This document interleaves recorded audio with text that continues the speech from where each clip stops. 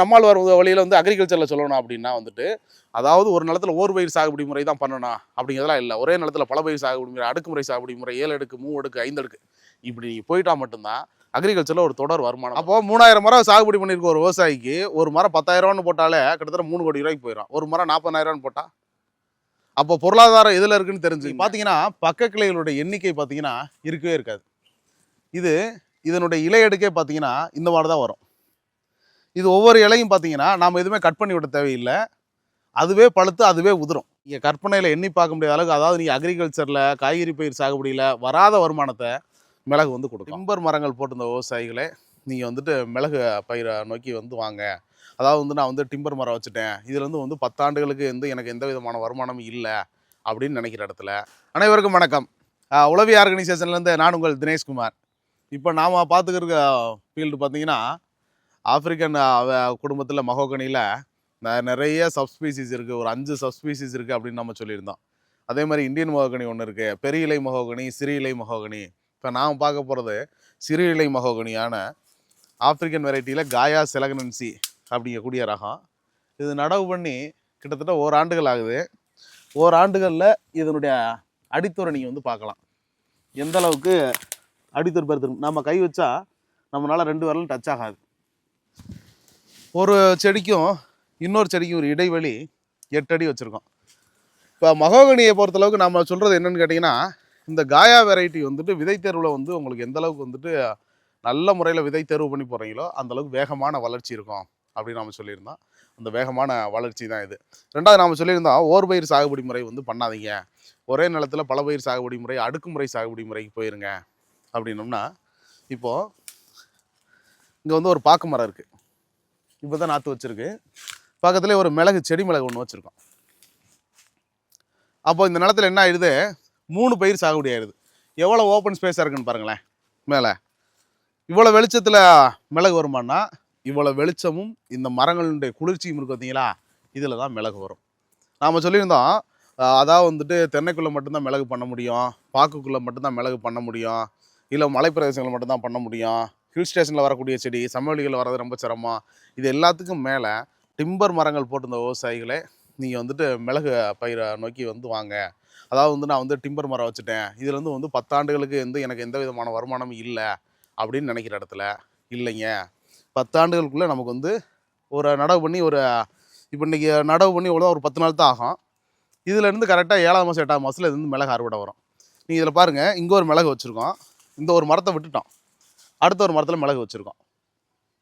அப்போ ஏங்க இந்த மரத்தை விட்டுட்டிங்கன்னா, அடுத்த வருஷம் இதில் பூரா கொடி மிளகு ஏற்ற போகிறோம். அப்போ பார்க்கும்போது எப்படி தெரியும், ஒரு லைன் ஃபுல்லாக செடி மிளகு, ஒரு லைன் ஃபுல்லாக கொடி மிளகு, அடுத்து செடி மிளகு, அடுத்து கொடி மிளகு. அப்போ இது என்ன ஆகும்னு கேட்டிங்கன்னா, உங்களுக்கு ஒரு தொடர் வருமானத்தை கொடுத்துக்கிட்டே இருக்கும். இது மொத்தமாக இது வந்து 4 ஏக்கர் பூமியில் காயா மகோகனி வந்து சாகுபடி பண்ணியிருக்காரு. இந்த 4 ஏக்கர் பூமியில் மொத்தத்துக்கு ஒரு 3000 மரம் சாகுபடி பண்ணியிருக்காருன்னா, 3000 மரத்தில் ஒரு 1500 மரம் வந்துட்டு செடி மிளகா வரும், ஒரு 1500 கொடி மிளகா வரும். ஒரு 1500 செடி மிளகு, ஒரு செடி வந்து 1 கிலோ தான் ஆவரேஜ் வருதுன்னா ஒரு 1.5 டன் மிளகு வரும். கொடி மிளகுல எனக்கு பிளைன்ஸில் வந்துட்டு வரக்கூடிய, அதாவது ஹில்ஸில் வராத அளவுக்கு வந்து எனக்கு பிளைன்ஸில் வரல, ஒரு 2 கிலோ தான் வருது கொடி மிளகுலன்னா கூட கிட்டத்தட்ட 1500 3 டன் வரும். அப்போ கிட்டத்தட்ட ஒரு 4.5 டன் மிளகு இவர் கையில் வருஷத்துக்கு இருக்கும். அப்போ இந்த 4.5 டன் மிளகுனுடைய சந்தை 600 ரூபா தான் போடுங்களேன். கிட்டத்தட்ட நீங்கள் கற்பனையில் எண்ணி பார்க்க முடியாத அளவுக்கு, அதாவது நீங்கள் அக்ரிகல்ச்சரில் காய்கறி பயிர் சாகுபடியில் வராத வருமானத்தை மிளகு வந்து கொடுக்கும். இதைத்தான் நம்ம சொல்லியிருந்தோம். ஒரு ஏக்கருக்கு வந்து 5 லட்ச ரூபா அப்படிங்கிறது ரொம்ப ரொம்ப சொற்பமான வருமானத்தை நம்ம வந்து ஊடு பயிரில் எடுத்துடலாம் அப்படின்னு நம்ம சொல்லியிருந்தோம். அதுக்கு இதுதான் சான்று. ரெண்டாவது, இந்த காயா மகோகனியில் இருக்கக்கூடிய சிறப்பம்சங்கள் என்ன அப்படின்னு நாம் சொல்லியிருந்தோம். இதில் நீங்கள் பார்த்தீங்கன்னா பக்க கிளைகளுடைய எண்ணிக்கை பார்த்தீங்கன்னா இருக்கவே இருக்காது. இதனுடைய இலை அடுக்கே பார்த்தீங்கன்னா இந்த மாதிரி தான் வரும். இது ஒவ்வொரு இலையும் பார்த்தீங்கன்னா நாம் எதுவுமே கட் பண்ணி விட தேவையில்லை, அதுவே பழுத்து அதுவே உதிரும். அப்போ என்னாகும், நமக்கு வந்துட்டு ப்ரூனிங் சொல்லக்கூடிய, கவாத்துன்னு சொல்லக்கூடிய வேலைப்பாடுகள் வந்து மிக குறைவாக இருக்கும். அப்போ அதுலேருந்து நம்ம வந்து டிம்பர் மரம் சாகுபடி பண்ணிட்டு அதுலேருந்து ஒரு ஊடு வருமானத்துக்காக நாம் வந்து மிளகு சாகுபடி, செடி மிளகு, கொடி மிளகு நாம் வந்து போயிட்டோம். அப்போ இதுலேருந்து நாம் வந்து தொடர் வருமானத்தை வந்து நம்ம ஈட்ட போகிறோம். அப்படிங்கிறது தான் 10 ஆண்டுகள் கழித்து இந்த மகோகனி மரத்தை நீங்கள் வெட்டணும்னு எந்த கட்டாயமும் இல்லை. காரணம், கொடி மிளகு நீங்கள் போயிட்டீங்கன்னா குறைஞ்சது 25 வருஷத்துக்கு கொடி மிளகுடைய லைஃப் இருக்குமா? செடி மிளகு வச்சுட்டீங்க, செடி மிளகு லைஃப் ஒரு 15 வருஷம் வரைக்கும் கொண்டு போகலாமா? அப்போது 15 வருஷத்துக்கு மேலே தான் உங்களுக்கு மரங்களை வந்து அறுவடை பண்ண முடியும். அப்போ கொடிமிளகு ஏற்றுற மரங்களை 25 வருஷத்துக்கு மேலே தான் அறுவடை பண்ண முடியும். 25 வருஷம் மகோகனியினுடைய சந்தை என்னன்னு சொல்லி கேட்டிங்கன்னா இன்றைக்கி 40,000 ரூபாய்க்கு மேலே போயிடும்.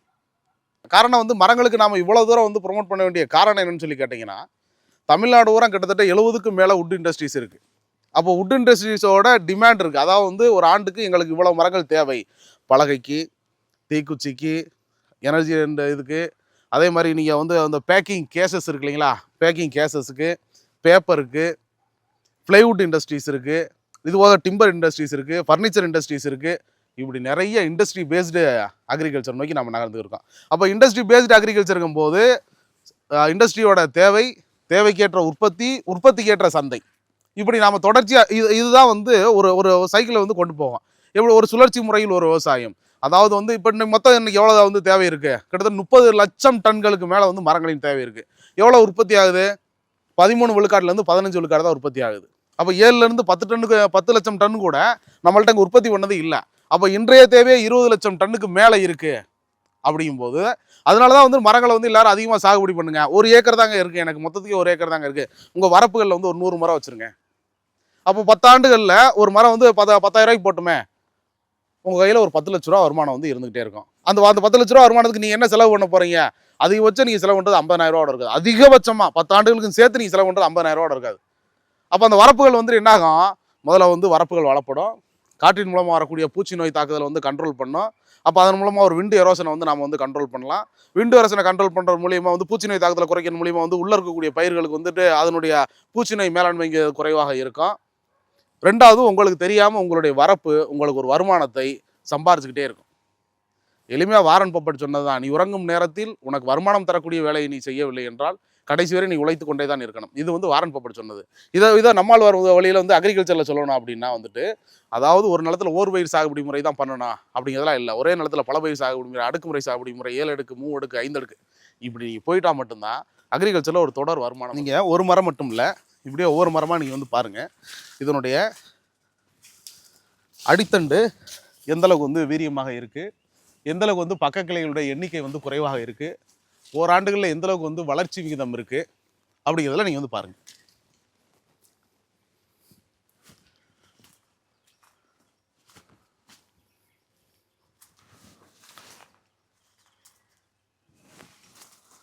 ரைட்டு. இப்போ காயாவில் இது வந்து காயா செலகனன்சி அப்படின்னு சொன்னான். அப்போ காயாவில் மொத்தம் எத்தனை வெரைட்டி இருக்குது? காயா செலகனன்சி, காயா அந்தோத்திகா, காயா இந்தோத்ரி, இப்படி இதுக்கு மேலே இன்னும் 2, அப்போ மொத்தம் 5 சப்ஸ்பீசிஸ் இருக்குது. அப்போ கிளைமேட்டிக்கல் சக்ஸஸ்னால் எது அப்படின்னா காயா செலகனன்சி. இதை சாகுபடி பண்ணி ஓராண்டுகளில் இவ்வளோ வளர்ச்சி இருக்கும் அப்படிங்கிறத நாம் வந்து காமிக்கிறோம். இதுக்கு முன்னாடி நம்ம வந்து இந்தியன் மகோகனி பற்றி சொல்லியிருந்தோம். இதே காயா மகோகனி வந்து சின்ன செடி நடவு பண்ணி வந்து 3 மாதத்தில் 2 மாதத்தில் எப்படின்னு சொல்லியிருந்தோம். ஓராண்டு மரம் எப்படி இருக்குன்னு சொல்கிறோம். அப்போ விவசாயிகள் வந்துட்டு உங்களுடைய பொருளாதாரத்தை நீங்கள் வந்து பெருக்கிறதுக்கு சந்தையை நோக்கி வந்து நீங்கள் சந்தையை நோக்கி போகாமல் சந்தை உங்களை தேடி வரக்கூடிய சாகுபடியை நீங்கள் வந்து தொடங்கணும். எப்படி சந்தை என்னை நோக்கி வரும்? சந்தையில் எது தேவை இருக்கோ, சந்தையில் தேவை இருக்கக்கூடியது உன் நிலத்தில் இருந்தால் சந்தை உன்னை நோக்கி பயணிக்கும். அப்போது விவசாயிகள் இது தொடர்பான அக்ரிகல்ச்சரில் போங்க. நிறையா வந்து மரப்பயிர் சாகுபடியில் தேக்கு மட்டுமே மரம் அல்ல, செம்மரம் மட்டுமே மரம் அல்ல, சந்தனம் மட்டுமே மரம் அல்ல, எளிமையாக அதாவது நீங்கள் லோக்கல் விஏஓட்ட போய் பதிவு பண்ணால் போதும். இதை ஒரு ஆண்டு ஆயிடுச்சு, இதை பதிவு பண்ணியாச்சு, 10 ஆண்டு கழிச்சு நீங்கள் விற்றுக்கலாம். இன்றைக்கி இதை வந்து இதுக்கு மட்டும்தான் ப்ளைவுட்டுக்கு மட்டும்தான் போகுது அப்படிலாம் இல்லை. ப்ளைவுட்டுக்கு போகுது, ஒன்றுமே இல்லைங்க. மொதல் வந்துட்டு மரங்கள்னால் வந்துட்டு இந்த சவுக்கு மரம் இருக்கு இல்லைங்களா, சவுக்கு மரம் எதுக்கு போச்சு? சவுக்கு மரம்னாலே பேப்பர் இண்டஸ்ட்ரி அதிகமாக வந்து டிஎன்பிஎல்ல தான் வந்து பண்ணுவாங்க, தமிழ்நாடு பேப்பர் போர்ட் இண்டஸ்ட்ரீஸ் தான் வந்து அதிகமாக வந்து ப்ரொமோட் பண்ணுவாங்க அப்படின்லாம் சொல்லியிருந்தோம். ஆனால் இன்றைக்கி சவுக்கே பார்த்தீங்கன்னா பீஸாக கட் பண்ணி இன்றைக்கி அதுவே வந்து கதவுக்கு போகுது. காரணம் என்ன? இந்த ஒன்றுமே சொல்ல முன்னே இந்த தீக்குச்சி மரம்னு சொல்லுவாங்க இல்லையா, இந்த உலக மரம், அதில் எதுக்கு போச்சு? அதில் வெட்டினா விறகு கூட வாங்க மாட்டாங்க. இன்றைக்கி அதுக்கு பூரா அந்த பேக்கிங் கேசஸ் அப்படின்னு சொல்லக்கூடிய பெரிய பெரிய மோட்டார்ஸ்லாம் இருக்கு இல்லைங்களா, அதில் வந்து பேக் பண்ணுற அந்த கேசஸ் இருக்கு இல்லைங்களா, இன்றைக்கி அதுக்கு போகுது. இன்றைக்கி மரம்னு எழுதி கொடுத்தா கூட வாங்கிக்கிற அளவுக்கு வந்து ஆள் இருக்குது. காரணம் என்னென்னா தேவை அந்தளவுக்கு அதிகமாக இருக்குது. அப்போது தேவை எந்தளவுக்கு அதிகமாக இருக்குது, எந்த மரத்துக்கு தேவை இருக்குது, அந்த மரத்தினுடைய வயது என்ன? தேக்கு மரம் எத்தனை வருடத்தில் அறுவடை எடுக்கலாம்? 15 ஆண்டுகளுக்கு மேலே ஆகும். மகோகனி எப்போ எடுக்கலாம்? 10 ஆண்டுகளில் நம்ம வருமானம் எடுக்கலாம். சவுக்கு என்ன பண்ணலாம்? 2 ஆண்டுகள் எடுக்கலாம், 3 ஆண்டுகள் எடுக்கலாம். மலைவம் என்ன பண்ணலாம்? மலைவம் முதல்ல 5 ஆண்டுகள் எடுக்கலாம், இப்போ 3 ஆண்டுகளே எடுக்கலாம். ஒரு மரம் 18 இன்ச்சு சுற்றுலா வந்துட்டா போதும், 16 இன்ச்சு சுற்றுலா வந்துட்டா போதும். அது வந்து நாங்கள் வந்து டன்னேஜ் கணக்கு எடுத்துக்கிறோம் அப்போ இண்டஸ்ட்ரி தயாராக இருக்காங்க. அப்போ அதை நோக்கிய சாகுபடிக்கு நாம் போகணும். இதைத்தான் வந்துட்டு உழவி வந்துட்டு ஒவ்வொரு விவசாயிகிட்டையும் சொல்கிறது, நாம் சாகுபடி பண்ணுறது சந்தையில் தேவை இருக்கக்கூடியதை நாம் சாகுபடி பண்ணும்போது, நீங்கள் சந்தையை நோக்கி போகாமல் சந்தை உங்களை நோக்கி வர வைக்கக்கூடிய தொழில்நுட்பத்தை நீங்கள் கையாண்டீங்கன்னா ஒரு ஒரு எளிமையான சாகுபடியை நோக்கி போகலாம். இப்போ நாம் எதுக்காக வந்துட்டு வந்து டிம்பரில் வந்துட்டு நாம் மிளகு சாகுபடி பண்ணதை வந்து நாம் வந்து காமிக்கிறோம் அப்படின்னா, இந்த இதெல்லாம் வந்துட்டு இந்த ஓரத்தில் நீங்கள் பாருங்கள், இதெல்லாம் வந்து 10 ஆண்டுகளுக்கு மேலான மரங்கள். இந்த குமிழ் தேக்குன்னு சொல்லுவாங்க இல்லைங்களா, அந்த குமிழ் தேக்கு மரங்கள். இன்னைக்கு இந்த மரத்தை அறுத்து எடுத்துக்கிறோம்னா குறைஞ்சது 10,000 ரூபாய்க்கு மேலே, 5,000 20,000 ரூபா வரைக்கும் இந்த மரத்தை எடுக்கிறதுக்கு இன்றைக்கி ரெடியாக இருக்காங்க. அப்போது இந்த நிலத்தில் மொத்தத்துக்கு இந்த 4 ஏக்கர் பூமியில் மொத்தமாக சாகுபடி பண்ணால் என்ன வருமானம் வருமோ அதை இவர் வச்சிருக்க வரப்பு பயிரே இன்னைக்கு கொடுத்துருச்சு. அப்போது சந்தை என்னங்கிறத அவர் தெரிஞ்சுக்கிட்டாரு, சந்தையில் எவ்வளோ டிமாண்ட் இருக்குன்னு தெரிஞ்சுக்கிட்டாரு, உடனே சாகுபடிக்கு பயணிச்சிட்டார். சரி ரைட்டு, இதை போட்டோம், மிளகு நட்டோம், இப்போ இதுக்குள்ளே வந்து மிளகு வந்து சாகுபடிக்கு போயிட்டோம். செடியிலே மிளகு இருக்குமா? நாம் சொல்லியிருந்தோம், நாம் சின்ன செடி கொடுக்குறது இல்லைங்க. ஓராண்டுகள் வந்து நாமளே வச்சு பதிவு பண்ணி வளர்த்த செடிகளை மட்டும் தான் நாம் வந்து கொடுக்குறோம். நாம் கொடுக்கும்போதே பார்த்தீங்கன்னா வந்துட்டு நிறைய வந்து மல்டிபிள் பிரான்ச்சஸ் வந்து பிரிஞ்சிருக்கோம். பிரிஞ்ச பிரான்ச்சஸ்லாம் பார்த்தீங்கன்னா மிளகு இருக்கும் அப்படின்னு நாம் வந்து சொல்லியிருந்தோம். அதுதான் இன்றைக்கி ரீசன். இதுபோல் மரங்கள் சாகுபடி பண்ணுறதுக்கு, அதுக்குள்ளே பாக்கு சாகுபடி பண்ணுறதுக்கு, அதுக்குள்ளே மிளகு சாகுபடி பண்ணுறதுக்கு என்ன மாதிரியான மண் வேணும்? ரொம்ப தெளிவான மண் வேணுமா? கல் இல்லாத மண் வேணுமா? அந்த சரளையெல்லாம் இருந்தால் வருமா? இந்த நிலத்தை பாருங்களேன், அப்படியே பாருங்கள். எவ்வளவு வந்து இந்த கல்லாஞ்சரடம்பாங்க, அந்த கல்லாஞ்சரட பூமியில் ஒரு மரம் எந்த அளவுக்கு வந்திருக்கு அப்படிங்கிறத நீங்கள் வந்து பாருங்கள். அப்போது எந்தெந்த பூமிக்கு என்னென்ன மாதிரியான சாகுபடி வரும், அந்த மண்ணில் நீங்கள் இப்போ வந்து எடுத்துக்காட்டுக்கு வந்துட்டு இப்போ இந்த இது வந்து செம்மண்ணாக இருக்குது, இதில் வந்து நான் வந்து சந்தனம் போடணும்னு நினைக்கிறேன், தாராளமாக போடுங்க. செம்மரம் போடணும்னு நினைக்கிறேன், தாராளமாக போடுங்க. எனக்கு கரிசல் மண்ணாக இருக்குங்க, அதில் நான் சந்தனம் எனக்கு ஊற்று வருதுங்க, இல்லைங்க அதில் பண்ண முடியாதுங்க. அப்போ எதில் வரும் எதில் வராது, அதான் அந்த மண்ணுக்கு ஏற்ற சாகுபடி என்ன, அந்த மண்ணுக்கு ஏற்ற சாகுபடினாலும் அந்த மண்ணுக்கு ஒரு வயிறு சாகுபடி இல்லை, அடுக்குமுறை சாகுபடினா என்ன, இதுபோல் மிளகு பாக்கு மரங்கள், இதுபோல் வரப்புகளை சுற்றிய மரங்கள், இது என்னாகும், உங்களுடைய பொருளாதாரத்தை இரட்டிப்பாகவும் 3 மடங்காகவும் உங்களுடைய பொருளாதாரத்தை உயர்த்தி கொடுக்கும். அப்போ அதை நோக்கியே வந்து சாகுபடியை உழவி வந்து ஒவ்வொரு ஃபார்மருக்கும் வந்து ஊக்குவிச்சுக்கிட்டே இருக்குது. இதுபோல் வந்து ஒரே நிலத்தில் வந்து பல பயிர் சாகுபடி முறை பண்ணணும் அப்படின்னு நினைக்கிற விவசாயிகள் நிச்சயமாக வந்து உழவியை தொடர்பு கொள்ளுங்கள். உழவி என்றும் உங்களோடு பயணிக்கும். தொடர்ச்சியாக வந்துட்டு இதுபோல் வந்துட்டு மிளகு சாகுபடி மட்டும் காட்டுறதல்ல, மரங்களினுடைய சாகுபடி, பலப்பயிர்களுடைய சாகுபடி என்ன, இன்றைக்கி இருக்க டெக்னாலஜி பேஸ்டு அக்ரிகல்ச்சரில் வேகமாக அறுவடைக்கு வரக்கூடியது எது, ஹைப்ரிடுனா என்ன, விதை கலப்புனா என்ன, கிராஃப்டிங்னா என்ன, பட்டிங்னா என்ன, இது எல்லாத்தையுமே நாம் வந்துட்டு ஃபார்மருக்கு நாமளே வச்சுக்கிறது இல்லை, ஃபார்மர்ஸ்ட்டு நம்ம வந்து சொல்லி கொடுக்குறோம். ஒரு பூச்சி வருதா, ஏன் அந்த பூச்சி வருது, அந்த செடி பக்கத்தில் இருக்க செடிக்கு பூச்சி வரலையா, ஏன் அந்த செடிக்கு பூச்சி வரல, இதை நீங்கள் கற்றுக்கிட்டிங்கன்னா போதும். நீங்கள் வந்து ஒரு நம்மாழ்வார் சொன்னது தான், நீ கற்றுக்கிட்டதை வந்து உங்களுக்கு தெரிஞ்சவங்கள்ட்ட சொல்லுங்கள், அதை இன்னொருத்தவங்கள்ட்ட சொல்லுங்கள். ஒரு விவசாயத்தை இப்படித்தான் ஒரு சக்ஸஸ்ஃபுல்லாக கொண்டு போகவே முடியும். அக்ரிகல்ச்சரில் இது வரைக்கும் முழுமையாக வந்து கற்றுக்கிட்டோம் அப்படிங்கிறவங்க யாருமே கிடையாது. எல்லாருமே நாள் ஒரு பொழுதுமா ஏதாவது ஒன்று நம்ம கற்றுக்கிட்டே இருக்கலாம். இன்றைக்கி நம்ம கற்றுக்கிட்டது டிம்பர் சாகுபடி பண்ண தோட்டத்துக்குள்ளேயும் மிளகு நாம் சாகுபடி பண்ணலாம், மிளகு சாகுபடி பண்ண தோட்டத்துக்குள்ளேயும் பாக்கு சாகுபடி பண்ணலாம், பாக்கு மரத்தை வளர்ந்த பின்னாடி பாக்கு மரத்துக்குள்ளேயும் மிளகு பண்ணலாம், கொடி மிளகு பண்ணலாம், செடி மிளகு பண்ணலாம், இதுபோல் வரப்புகளை சுற்றி வந்து மரங்கள் வந்து சாகுபடி பண்ணலாம். இதுபோல் வந்துட்டு புதிய புதிய டெக்னாலஜி பேஸ்டு அக்ரிகல்ச்சரை வந்துட்டு உலகம் வந்துட்டு ஒவ்வொரு ஃபீல்டுலேயும் வந்து நாம் வந்து ப்ரூவ் பண்ணிக்கிட்டு இருக்கோம். இதுபோல் வந்து மல்டி கிராப்பிங் பண்ணணும் அப்படின்னு நினைக்கிற விவசாயிகளாக இருக்கட்டும், மரங்கள் நட்டேன் அதுக்குள்ளே வந்து எனக்கு வந்து மிளகு வருமா, வந்து என்னை ஃபீல்டை பார்த்துட்டு சொல்லுங்கள், சாகுபடி பண்ணி கொடுங்க அப்படிங்கிற விவசாயிகளாக இருக்கட்டும், நிச்சயமாக நீங்கள் வந்து உழவி வந்து தொடர்பு கொள்ளுங்கள். வீரிய ரக நாற்றுக்களை முழுமையாக 1 வருடம் நிறைவடைந்த நாற்றுக்களை பெரிய நாற்றுக்களாக உங்களுக்கு வந்துட்டு உழவி வந்து கொடுக்க தயாராக இருக்கிறது. நன்றி, வணக்கம்.